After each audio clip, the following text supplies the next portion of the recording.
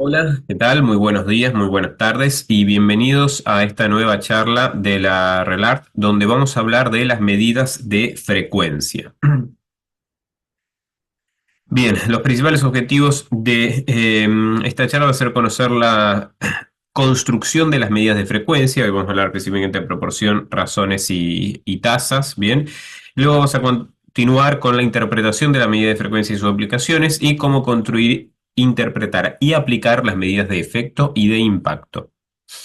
En primer lugar, tenemos que tener unos conceptos esenciales sobre qué son las principales medidas de frecuencia. Bien, antes que nada tenemos que arrancar por las proporciones. Cuando hablamos de una proporción estamos hablando de la frecuencia del evento dentro de una población que está en riesgo de sufrir el evento. Bien, pero un concepto esencial que vamos a ver que lo diferencia de otras medidas de frecuencia es que justamente en el numerador, bien, vamos a tener la cantidad de eventos que haya habido. Bien, por ejemplo, acá podemos tener, si estamos hablando de la prevalencia de osteosarcoma en una ciudad X, vamos a tener en el numerador la cantidad de enfermos, y esto es muy importante, que es que en el denominador van a estar todas las personas en riesgo de tenerlo, bien, todas las personas en riesgo de tenerlo, pero también se cuentan las personas que lo tienen. Bien, si estamos hablando de un pueblo de 100 habitantes y hay dos personas con condrosarcoma, entonces tenemos que el cálculo es de 2 sobre 10 o sobre 100 en este caso, si es un pueblo de 100. Bien, entonces el concepto importante es que en el denominador va a estar incluido el numerador, y por eso cuando hablamos de frecuencias, lo estándar es hablar de proporciones, se habla de 10, 20, 30%. Esta es una diferencia fundamental que tiene con las razones. Bien, las razones son extremadamente también muy usadas en estudios epidemiológicos, es lo que también ellos lo conocen como odds, bien. Y la diferencia fundamental que tiene con la proporción es que en este caso, como vemos, los enfermos, bien, que es nuevamente acá lo tenemos en el numerador, no están incluidos en el denominador. Entonces, en este caso, vamos a decir que hay dos diabéticos, dos personas con condrosarcoma en un grupo poblacional de 10 habitantes y es 2 sobre 8. ¿Ven la gran diferencia que hay?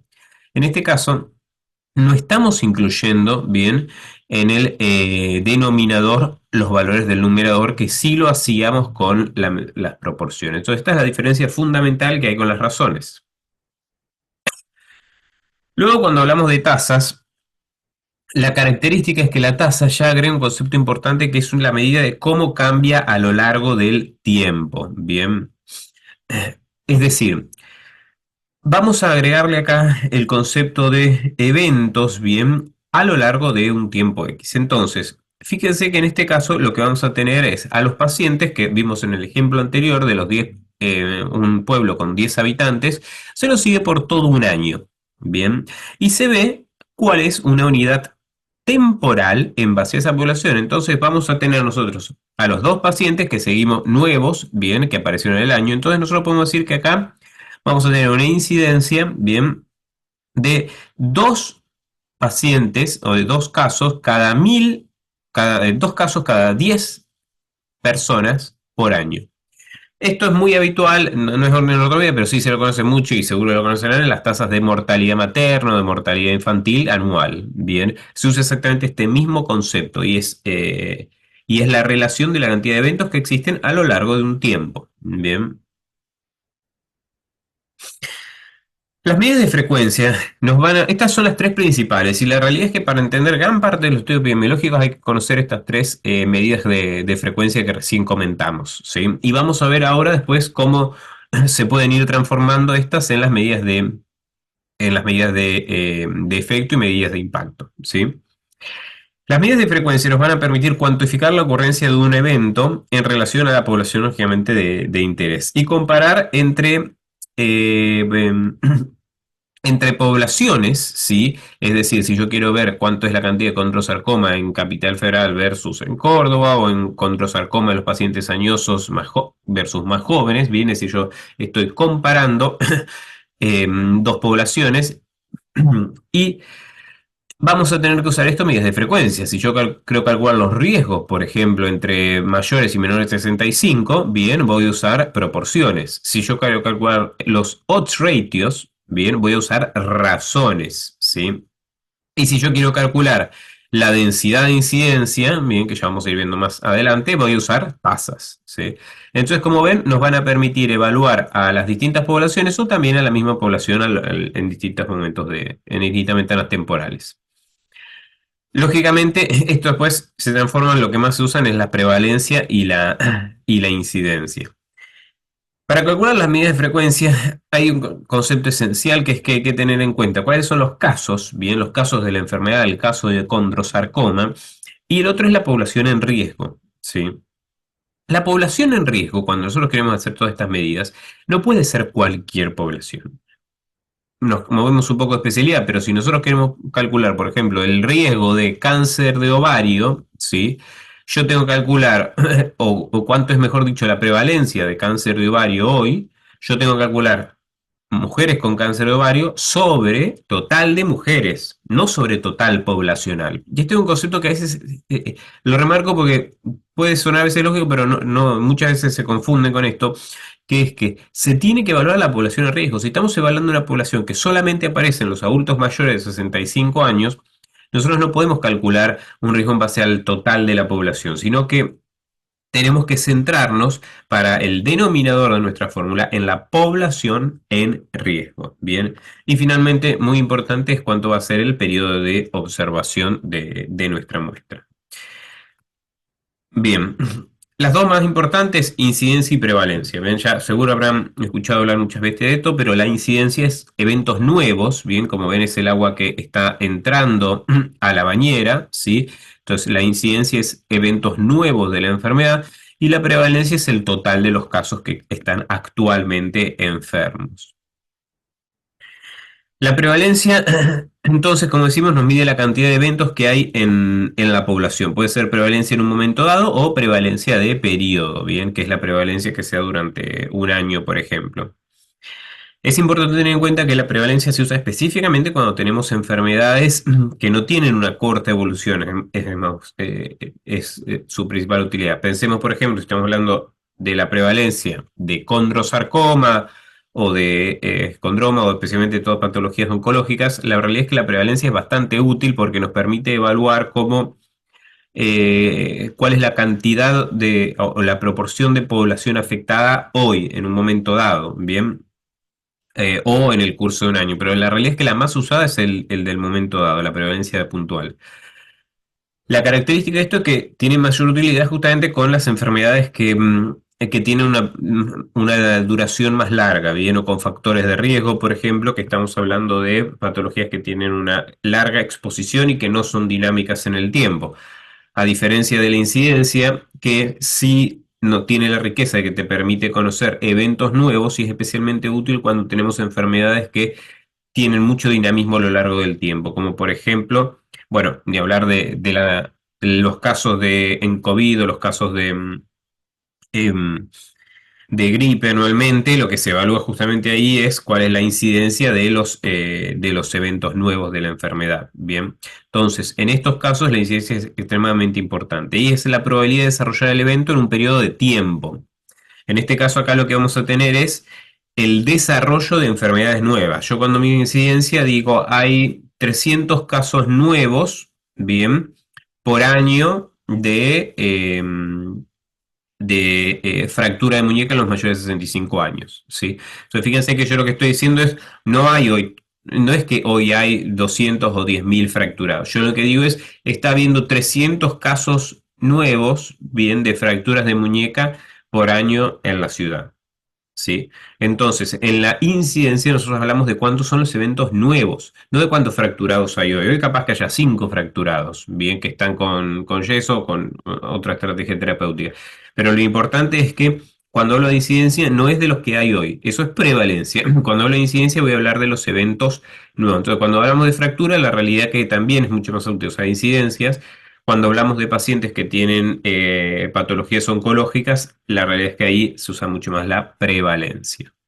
Dentro de estas medidas de frecuencia y de la incidencia especialmente, hay dos incidencias importantes que son distintas y que es esencial conocerlas. Una que es la más conocida, que es la que se llama la incidencia acumulada. Bien, cuando hablamos de incidencia acumulada, nosotros nos referimos a la cantidad de nuevos eventos a lo largo del tiempo. Bien, es lo mismo que acabamos de decir recién. Hay 200 fracturas de muñeca nueva en un año, ¿sí? Entonces ven cómo yo estoy poniendo la cantidad de fracturas que hay a lo largo de un periodo de tiempo. Básicamente es la probabilidad de desarrollar el evento, bien, por pertenecer a un grupo específico de riesgo. Entonces, en mujeres mayores de 65, la incidencia de fractura de muñeca es de 3% anual. Bien, entonces yo ya sé que hay cada 100 mujeres mayores de 65 años, ya sé que 3 se me van a fracturar todos los años. Bien. Entonces fíjense que es bastante sencillo, yo sigo a un grupo durante un año y veo cuántos eventos nuevos de enfermedad. La verdad que esto no tiene mucha ciencia, la incidencia acumulada y es la más conocida por, en general por la comunidad médica. Bien, ahora vamos a hablar de la densidad de incidencia, que es un poquitito más complejo, pero también muy usado. Muchas veces nos pasa de que en los distintos estudios que nosotros desarrollamos no podemos seguir a los pacientes durante 5, 10 o 20 años, ¿bien? Sino que lo que hacemos es seguir a 10 pacientes o tenemos pacientes que tienen distinto tiempo de seguimiento. Hay un paciente que tendrá 5 años de seguimiento, y otro paciente 2 años y medio, otro paciente 2, etcétera. Entonces, la densidad de incidencia nos va a permitir analizar estos diferentes tiempos de seguimiento.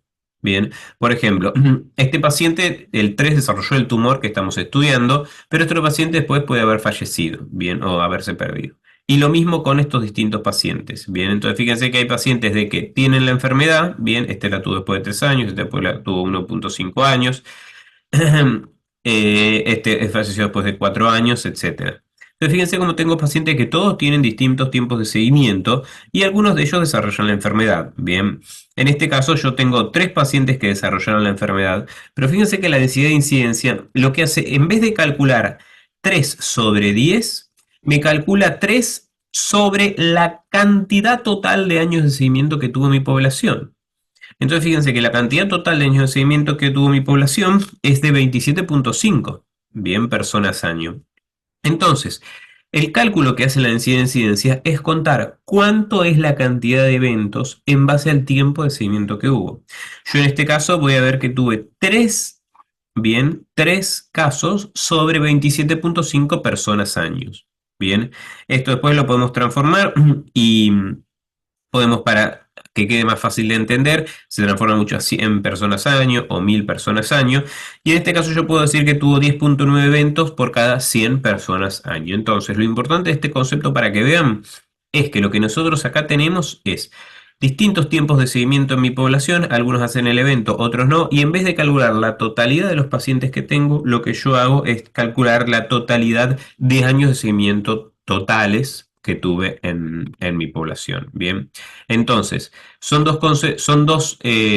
las dos son incidencias, bien, pero cada una tiene la fortaleza eh, de la densidad de incidencia es que nos va a permitir hacer estudios con pacientes que tengan distintos seguimientos.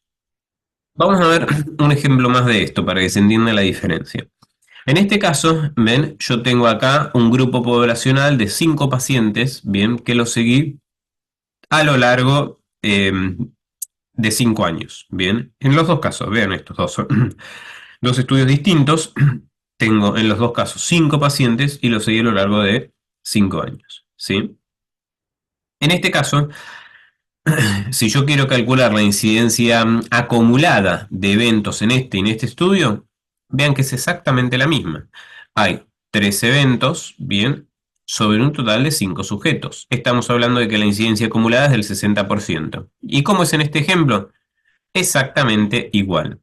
Hay 3 eventos, bien, en un total de 5 sujetos. Entonces, como ven, estamos hablando de que la incidencia acumulada en ambos casos es del 60%. En este otro ejemplo, tomamos la medición de la densidad de incidencia, bien, en los mismos grupos poblacionales.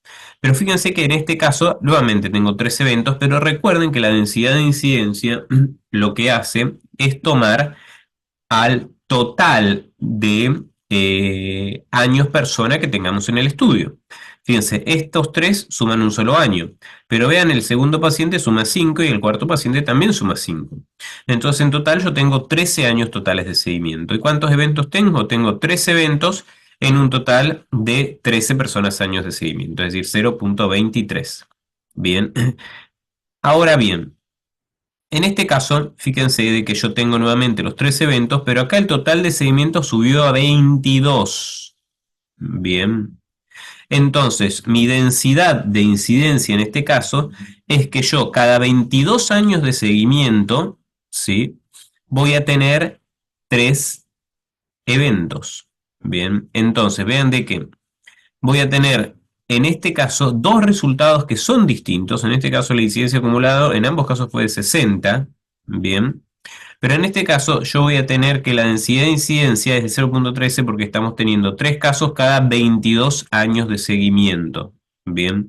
¿Qué quiere decir esto? 0.13 eventos por cada un persona año de seguimiento. Y esto es 0.23 eventos por cada una persona año de seguimiento. Entonces ven cómo esta densidad de incidencia es bastante más alta que esta, ¿bien? Acá tenemos 0.23 casos por cada una persona año de seguida y acá tenemos 0.13 casos por cada una persona año seguida. Entonces vean de que hay muchos estudios, por ejemplo, si yo quiero evaluar supervivencia en dos ramas terapéuticas de pacientes tratados de nuevo por osteosarcoma femoral, este estudio, si yo hago incidencia acumulada, me va a dar que no hay ninguna diferencia, que los dos grupos son iguales. Pero pará, un grupo vivió 3 años más que el otro. Bien, hubo casi la mitad, más de la mitad de la población vivió 3 años más que el otro grupo. Entonces fíjense que hay una diferencia gigantesca si estamos hablando de años de seguimiento y de sobrevida para una patología oncológica. Esto termina siendo de que la densidad de incidencia tenga muchas fortalezas, ¿bien? Y lo usemos mucho para todos los estudios que evalúen lo que llamamos tiempo al evento, que lo vamos a ir viendo más adelante. Bien, como conclusiones, las proporciones es la frecuencia del evento en una población en la cual puede ocurrir el evento. Razón es la relación entre la cantidad de eventos y no eventos en la población. Y las tasas lo que hacen es dar una idea del cambio, bien, a lo largo de un periodo de tiempo dado.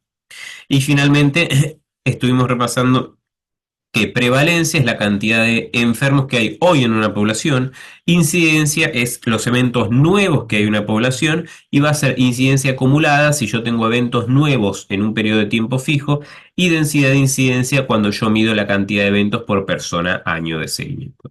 Muchas gracias y los invito a ver la segunda parte del módulo.